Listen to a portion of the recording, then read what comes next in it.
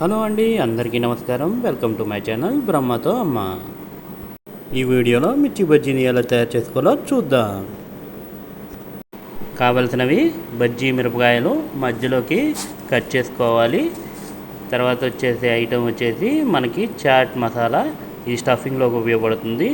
1 cup శనగపిండి, అలాగే 1 పావు కప్పు వరిపిండి, వాము, వంట సోడా, అలాగే పసుపు, ఉప్పు తీసుకోవాలి. ముందుగా ఒక బౌల్ తీసుకొని దాంట్లోకి కప్పు శనగపిండి, అలాగే పావు కప్పు వరిపిండి మరియు వాము వేసుకోవాలి.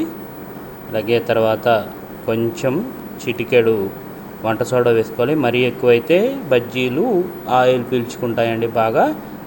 మీకు తగినంత మీకు సరిపోయేంత ఉప్పు కూడా యాడ్ చేసుకోవాలి. అలాగే పసుపు అనేది మనం భారతీయ వంటకాల్లో కామన్ అయిపోయింది. ప్రతి దాంట్లో పసుపు వాడుకోవడం మంచిది. పసుపు వేసుకున్న తర్వాత మొత్తం ఒకసారి కలిసే విధంగా కలుపుకోవాలి. వాటర్ పోయక ముందే ఒకసారి కలుపుకొని తర్వాత మనం వాటర్ యాడ్ చేసుకొని కలుపుకోవాల్సి ఉంటుందండి. ఇలా వాటర్ పోసుకొని మన బజ్జీలకి సరిపోయే విధంగా పిండిని కలుపుతూ ఉండాలి. నీట్గా కలుపుకుంటూ ఉండాలండి. ఎంత వాటర్ అయితే పడుతుందో అంత వాటర్ని చూసుకుంటూ కలుపుకుంటూ ఉండాలి.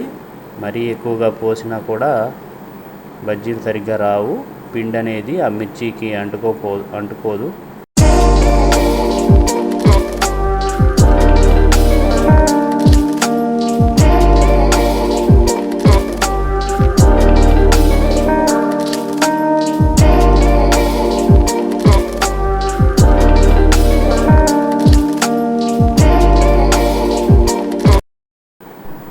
ఇలా పిండి మొత్తం పూర్తిగా కలిసే విధంగా కలుపుకొని ఇలా బీట్ చేసుకోవాలి.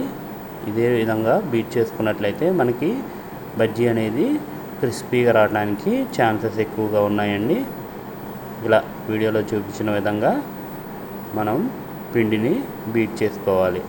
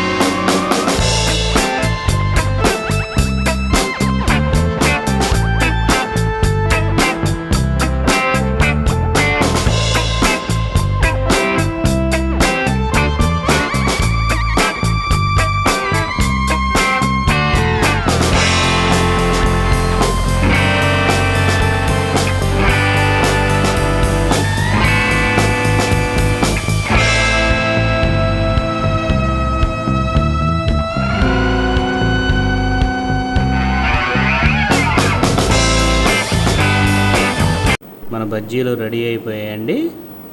ఈ విధంగా చేసుకోవాల్సి ఉంటుంది.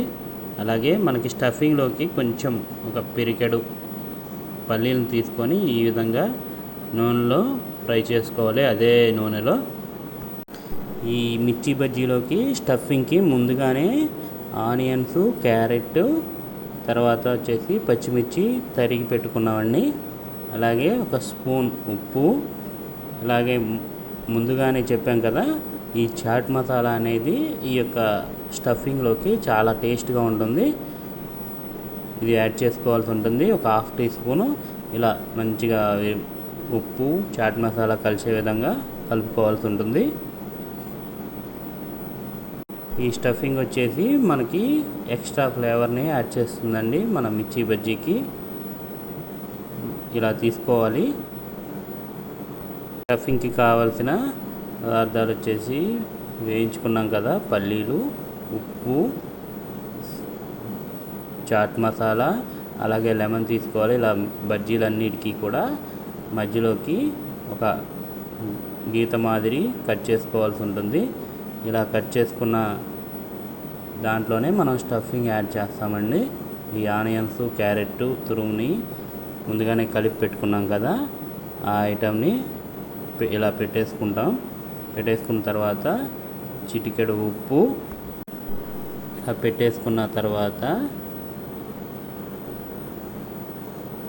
కొంచెం ఉప్పు తీసుకొని ఆ స్టఫింగ్ మీద చల్లేసుకోవాలి. తర్వాత చాట్ మసాలా, తర్వాత పల్లీలు దాని మీద అలా పెట్టేసుకోవాలండి. పెట్టేసిన తర్వాత ప్రతి ఒక్క బజ్జీలో కూడా పైన వీడియోలో చూపించిన విధంగా ఆనియన్స్, ఉప్పు, చాట్ మసాలా, పల్లీలు యాడ్ చేసుకోవాల్సి ఉంటుంది.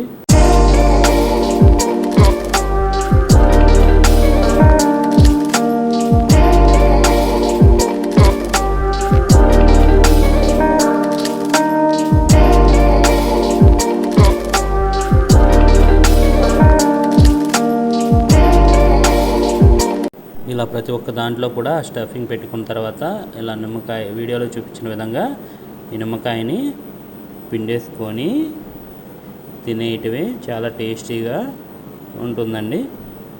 ఈ యొక్క వీడియో మీకు నచ్చినట్లయితే లైక్ చేయండి, షేర్ చేయండి, సబ్స్క్రైబ్ చేసుకోండి బ్రహ్మతో అమ్మ ఛానల్ని. Thank you for watching.